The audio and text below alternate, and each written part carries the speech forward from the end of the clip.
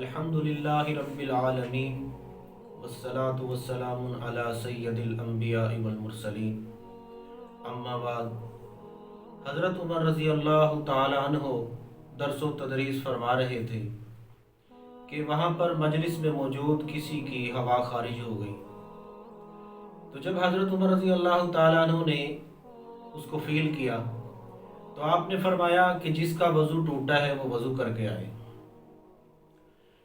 تو اب محفل میں سکتہ طاری ہو گیا، کوئی اٹھنے کو تیار نہیں تھا، کیونکہ ایک انسانی فطرت ہے، وہ اس چیز میں شرم فیل کرتے ہیں۔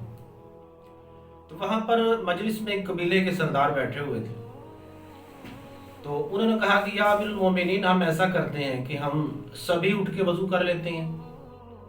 تو حضرت عمر رضی اللہ تعالیٰ عنہ نے فرمایا کہ واہ واہ، کیا بات ہے، سرداروں میں خوبیاں سرداروں جیسی ہوتی ہیں، تو نے بہت ہی اچھی بات کی ہے۔ تو سب نے اٹھ کے وضو کر لیا۔ تو یہ واقعہ سنانے کا مقصد یہ ہے کہ وہ ایک دوسروں کی عزتوں کے رکھوالے تھے اور محافظ تھے۔ آج کا دور یہ ہے کہ ہم ایک دوسرے کی پگڑیاں اچھالتے ہیں، دوسروں کے عیوب دیکھتے ہیں۔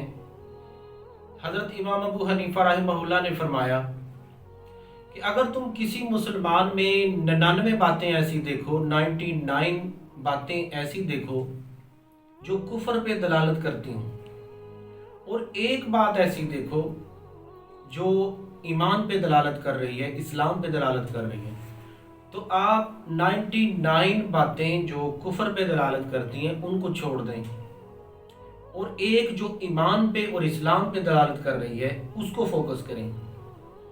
آج ہم دوسروں کے، چاہے کسی میں 1000 اچھائیاں ہوں، ہم ان اچھائیوں کو چھوڑ کے اور ایک برائی کو پکڑ کے اس کو ایشو بنا لیتے ہیں اور پگڑیاں اچھالنا شروع کر دیتے ہیں اور اس کا پروپیگنڈا شروع کر دیتے ہیں۔ تو ہمیں ایسا نہیں کرنا چاہیے، پازیٹیو مائنڈ ہونا چاہیے، دوسروں کی اچھائیاں دیکھنی چاہیے، برائیوں سے درگزر کرنا چاہیے۔ اسی میں ہماری اور تمام اسلام کی بھلائی ہے۔ اللہ تعالیٰ عمل کی توفیق عطا فرمائے، آمین، صلی اللہ علیہ وسلم۔